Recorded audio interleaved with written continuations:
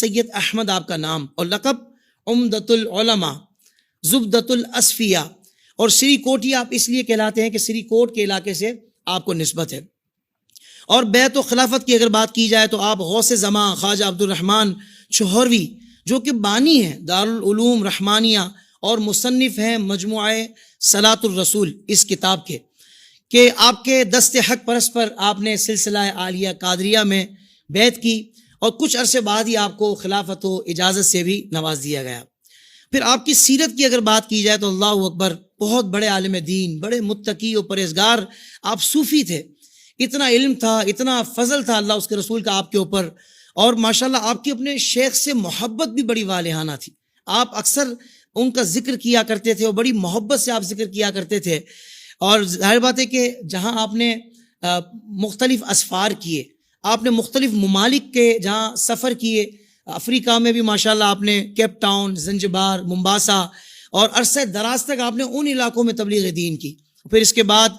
Burma کا جو بڑا شہر ہے، جو کہ سابقہ دارالخلافہ بھی ہے وہاں کا، وہ ہے رنگون، جس کا موجودہ نام یانگو ہے، تو وہاں بھی آپ نے تبلیغ دین کی، اور ماشاءاللہ ایسی آپ نے تبلیغ دین کی، اور وہاں کی جو مرکزی مسجد تھی ناخدا مسجد، وہاں کے آپ خطیب و امام مقرر ہوئے، اور ایسی آپ کی شخصیت پرکشش تھی، لوگ جب آپ کی گفتگو سنتے، علم دین آپ سے سیکھتے، تو جوک در جوک الحمدللہ آپ راہ ہدایت پر آنے لگے، لوگوں کی زندگیاں الحمدللہ مثبت تبدیلیاں آنے لگیں۔ اور پھر کیا تھا، پھر ظاہر بات ہے کہ جو شراب کے عادی تھے، جو فسق و فجور میں دن رات رہتے تھے، وہ بھی تائب ہو کر الحمدللہ اللہ اس کے رسول کی راہ پر آ گئے، الحمدللہ اس راہ کے مسافر بن گئے، راہ خدا کے، اللہ اکبر۔ اور پھر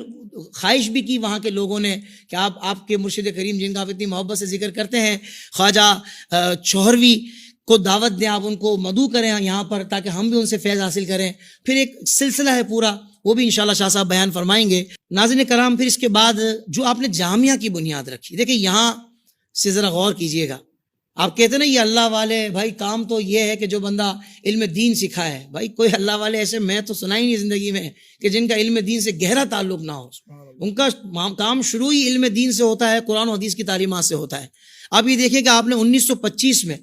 چٹاگونگ میں انجمن شورا قائم کی اور جامعہ احمدیہ سنیہ کی بنیاد رکھی۔ یہ جامعہ کا ذرا ذہن میں رکھیے گا، یہ کوئی